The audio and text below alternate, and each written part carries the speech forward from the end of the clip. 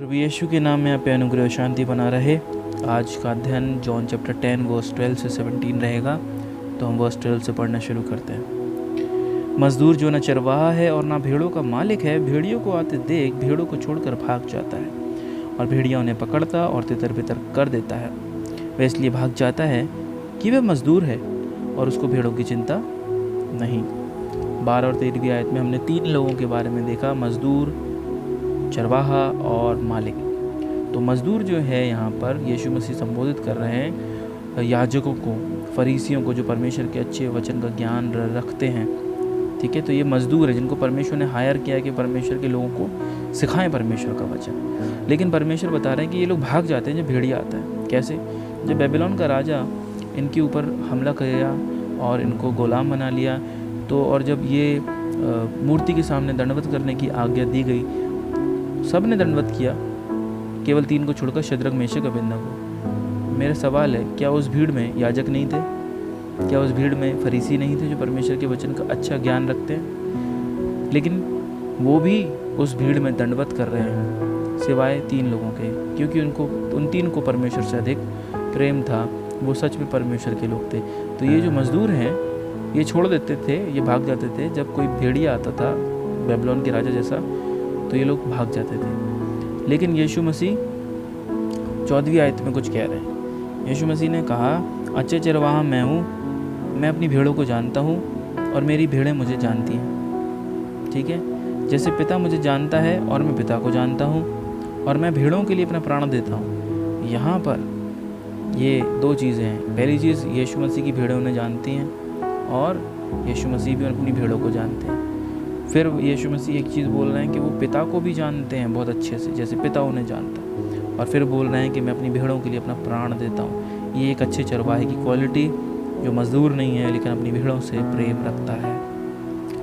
फिर आगे 16वीं आयत से हम पढ़ते हैं, मेरी और भी भेड़ें हैं जो इस भेड़शाला की नहीं, मुझे उनका भी लाना अवश्य है। वे मेरा शब्द सुनेंगी, तब एक ही झुंड और एक ही चरवाहा होगा। पिता इसलिए मुझसे प्रेम रखता है कि मैं अपना प्राण देता हूँ कि उसे फिर ले लूँ। तो यहाँ हमने यीशु मसीह से एक और चीज़ सीखी। यीशु मसीह बता रहे हैं कि उनकी और भी भेड़ें हैं जो अभी भेड़शाला में नहीं हैं। कौन सी भेड़ें? यीशु मसीह का ग्रेट कमीशन, जाओ और जगत के कोने कोने में जाकर प्रचार करो। जो विश्वास करें उन्हें पिता, पुत्र, पवित्र आत्मा के नाम से बपतिस्मा दो और उन्हें मेरी आज्ञाएं मानना सिखाओ। जो बाहर हैं अभी, जिनको हमें पहुंचना है, जिन तक हमें परमेश्वर का वचन पहुंचाना है, और जो विश्वास करके यीशु का शब्द सुन के, यीशु का वचन सुन के उस पर विश्वास कर लेंगी और यीशु को फॉलो करने लगेंगी, ये हैं वो भेड़ें। फिर यीशु ने कहा, एक ही झुंड है और एक ही चरवाहा होगा। जब एक ही झुंड है और एक ही चरवाहा है, तो सवाल ये उठता है, तो फिर आज हम मसीहत में इतनी सारी डिनोमिनेशन, इतने सारे सेक्ट्स क्यों देखते हैं? अलग अलग, कोई कहता है मैं मेथोडिस्ट हूँ, कोई कैथोलिक है, कोई प्रोटेस्टेंट है, कोई कुछ है, कोई कुछ है। इतने सारे डिनोमिनेशन क्यों हैं? मैं बिलीव करता हूँ, those who are really following exactly what is written in the Bible, the word of Jesus and his disciples belong to that one flock. जो उस वचन को, जो यीशु ने और उसके चेलों ने लिखा है पवित्र आत्मा के द्वारा, उसको मानते हैं, वो सच में उस फ्लॉक को बिलोंग करेंगे जो यीशु का है और उसका चरवाहा यीशु मसीह है। And others, those who are following man made rules and rituals, does not belong to that flock. जो मैन मेड रिचुअल्स को मान रहे हैं, कोई कह रहा है छिड़काव वाला बपतिस्मा कर लो, कोई कह रहा है डुबाने वाला बपतिस्मा कर लो, कोई कह रहा है मैं ऐसे चर्च में एंट्री होगी, कोई कह रहा है ऐसे आराधना होगी, कोई कह रहा है ब्याह ऐसे होगा, कोई कह रहा है दफनाया ऐसे जाएगा। अलग अलग रिचुअल, अलग अलग नियम लोगों ने अपने मुताबिक बना लिए, जो कहीं पे भी परमेश्वर के वचन में नहीं दिए गए हैं। और इन्हीं कारणों से हम सब के बीच में विभाजन आज हम देख रहे हैं। लेकिन यीशु तो विभाजन करने नहीं आए। यीशु तो 16वीं आयत में बोल रहे हैं, they will listen to my voice, मेरी भेड़ें मेरी आवाज़ सुनेंगी, तब एक ही झुंड होगा। अगर आज यीशु को फॉलो करने वाले यीशु के वचन को नहीं मान रहे हैं, तो वो उसके झुंड में नहीं है और ना यीशु उनका चरवाहा है। इसलिए हर एक विश्वासी के लिए ये मस्ट है कि वो परमेश्वर के वचन को पढ़े। क्या यीशु मसीह ने बोला है बाइबल में? क्या ऑलरेडी यीशु मसीह बोल चुके हैं कि हमें कैसे लाइफस्टाइल जीना है? क्या यीशु मसीह के चेलों ने बताया कि हमें कैसे लाइफस्टाइल चलना है, कैसे हमें काम करना है, कैसे बैप्टाइज होना है, कैसे सारी रीतियों को हमें जो परमेश्वर के वचन में दिए गए हैं, नियम जो परमेश्वर के वचन उनको फॉलो करना है। मैन मेड चीज़ों को फॉलो नहीं करना। हम मैन मेड चीज़ों को इसलिए फॉलो कर रहे हैं क्योंकि हम खुद परमेश्वर का वचन सही से नहीं जानते, हम खुद परमेश्वर की बातें नहीं समझते, और हमें क्योंकि पता ही नहीं है तो हम सोचते हैं जो भी हमारा पादरी हमें पुलपिट से बता रहा है वो सही बता रहा है। क्यों? क्योंकि हम खुद ही नहीं जानते यीशु को, हम खुद ही उसके वचन को नहीं जानते कि यीशु ने क्या आज्ञा दी है। क्या यीशु ने कैथलिक को बनाया? क्या यीशु ने प्रोटेस्टेंट को बनाया? क्या यीशु ने किसी और डिनोमिनेशन को बनाया? नहीं, यीशु तो यहाँ एक फ्लॉक की बात कर रहे हैं, एक झुंड की बात कर रहे हैं, एक चरवाहे की बात कर रहे हैं। तो इतनी सारी भेड़ें कहाँ से, इतने सारे डिनोमिनेशन कहाँ से आ गए? सॉरी, डिनोमिनेशन ना कि भेड़ें। आज हमें सीखना है। बाइबल में यीशु मसीह ने बोला पतरस से, मत्ती 16 अगर आप पढ़ेंगे तो उस जगह एक पोर्शन आता है जहाँ पे यीशु ने पतरस से कहा कि मैं तुझ पर एक कलीसिया खड़ी करूँगा जिस पे नरक के फाटक प्रबल नहीं होंगे। एक कलीसिया बोली यीशु मसीह ने, कलीसिया नहीं बोली। यीशु एक दुल्हन को लेने आ रहा है, बहुत सारी दुल्हनों को लेने नहीं आ रहा है। ठीक है, तो उस दुल्हन का, उस चर्च का हिस्सा बनने के लिए एक नियम है, और वो क्या नियम है कि हमें यीशु को फॉलो करना है, उसकी बातों को फॉलो करना है, ना कि किसी पादरी की बातों को, ना कि किसी ग्रेट मैन की बातों को, ना कि किसी डिनोमिनेशन की बातों को। बाइबल क्या कह रही है, यीशु मसीह क्या कह रहे हैं, और यीशु मसीह के चेलों ने क्या क्या लिखा है, हमें सिर्फ और सिर्फ उसको फॉलो करना है। ठीक है, 17वीं आयत बोलती है, father loves me because I lay down my life. आपको पता है पिता ने अपने बेटे को भेज दिया कि वो हमारे लिए मर जाए। क्यों मर जाए? क्यों हम पिता के साथ फिर से रीयूनाइट हो जाएं। और कुछ सालों बाद क्या हो रहा है कि हम आज डिवाइडेड खड़े हैं, अलग अलग डिनोमिनेशंस में, अलग अलग नामों में हम डिवाइडेड खड़े हैं। यीशु आए हमें यूनाइट करने के लिए, हम डिवाइडेड खड़े हैं और हम बोलते हैं मैं सही हूँ, कोई कहता है मैं सही हूँ। भाई परमेश्वर का वचन सही और कोई सही नहीं है।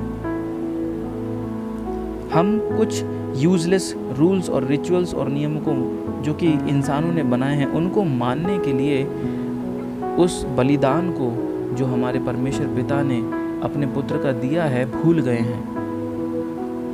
वो आया है कि हमें एक करे, वो आया है कि एक झुंड को बनाए, लेकिन हम झुंड को डिवाइड कर रहे हैं। बहुत दुख की बात है, बहुत दुख की बात है। हम क्यों डिवाइडेड हैं पता? क्योंकि हम अपने इटर्निटी को भी लेके सीरियस नहीं है, हम अनंत काल को लेके भी सीरियस नहीं है। यीशु मसीह इतने सीरियस हैं, पिता परमेश्वर इतने सीरियस हैं कि उन्होंने हमारी इटर्निटी अपनी खुद की ज़िंदगी बलिदान करके दी है, लेकिन हमें उससे भी शायद मतलब नहीं है। इसलिए हम केवल यहीं इस दुनिया में खोए गए हैं और हम इस दुनिया के लोगों की बातों को मानना ज़्यादा ज़रूरी समझते हैं, अपने डिनोमिनेशन की बातों को मानना ज़्यादा ज़रूरी समझते हैं, परमेश्वर के वचन से ज़्यादा ज़रूरी समझते हैं। मैं आपको एडवाइस दूंगा लास्ट में, अगर आप सच में यीशु की उस झुंड का हिस्सा बनना चाहते हैं जिसका शेपर्ड, जिसका चरवाहा यीशु है, तो वो केवल एक ही चीज़ से हो सकता है। यीशु ने 16वीं आयत आप फिर से पढ़ लें, वहाँ साफ लिखा है मेरी वे भेड़ें मेरी आवाज़ सुनेंगी, they will listen to my voice, वो मेरी आवाज़ सुनेंगी। क्या आज आप यीशु की आवाज़ सुन रहे हैं जो वचन में ऑलरेडी दिया गया है, जो उसका लोगोस है, लिखा हुआ वचन? Start following what Jesus and his disciple has said in the Bible, और परमेश्वर के आप झुंड के हिस्सेदार बन जाएंगे। आपको यीशु अपने झुंड में ले लेंगे, और यही होगा अंत के दिन में। बहुत से लोग धोखा खाएंगे।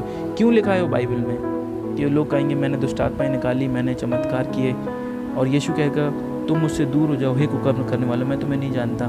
क्योंकि उन्होंने परमेश्वर के वचन को तुच्छ जाना और लोगों के नियमों को ज़्यादा बड़ा जाना।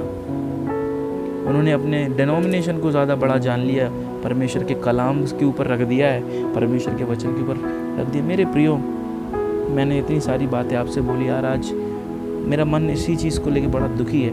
मैं चाहता हूँ कि हम सब, एक भाई मुझसे पूछने लगे कि आप किस डिनोमिनेशन को फॉलो करते हैं। मैं बड़ा दुखी हूँ इस चीज़ को लेकर के। मैं किसी डिनोमिनेशन को बिलोंग नहीं करता। I belong to Jesus. I came from Jesus, I belong to Jesus and I'm going to Jesus. Are you going to Jesus? Do you belong to Jesus? Please, परमेश्वर यीशु मसीह आज अपने वचन से आपसे रिक्वेस्ट कर रहे हैं कि अगर आज आप उसकी आवाज़ सुन रहे हैं, इस वचन को सुन रहे हैं, तो ये मैं नहीं बोल रहा हूँ, ये परमेश्वर के वचन से मैं बोल रहा हूँ और ये यीशु के वचन से बोल रहा हूँ। आपने यीशु की वाणी को सुन लिया है। Please follow Christ and don't follow any denomination. आप उसके झुंड के हिस्सेदार बन जाएंगे। मेरी दुआ है कि परमेश्वर का वचन आज आपकी आंखें खोले और आप प्रभु को इतनी सच्चाई से जान लें कि आपको किसी और चीज़ की आवश्यकता ना पड़े। परमेश्वर का वचन आपके लिए पर्याप्त हो, परमेश्वर का पवित्र आत्मा आपके लिए पर्याप्त हो, बस। हालेलुया। मेरी प्रार्थना है प्रभु हम सब की आंखें खोले इस वचन के द्वारा। आज मैंने लंबा बोला है थोड़ा सा, हालांकि मैं कोशिश करता हूँ कि मैं 9 से 10 मिनट में ख़त्म करूँ, लेकिन आज परमेश्वर का आत्मा बड़ा बोझ दे रहा था कि मैं आप सब से बात करूँ कि हमें सच्चाई को जानना यीशु ने जान दी है, हमें यूनाइट करने के लिए। आइए हम डिवाइड ना हो डिनोमिनेशन में। हम सब भाई और बहन हैं मसीह में, ना कोई यूनानी, ना कोई यहूदी, ना कोई सकूती, मसीह में सब एक हैं। प्रभु यीशु आपको आशीष दे। आमीन। God bless you.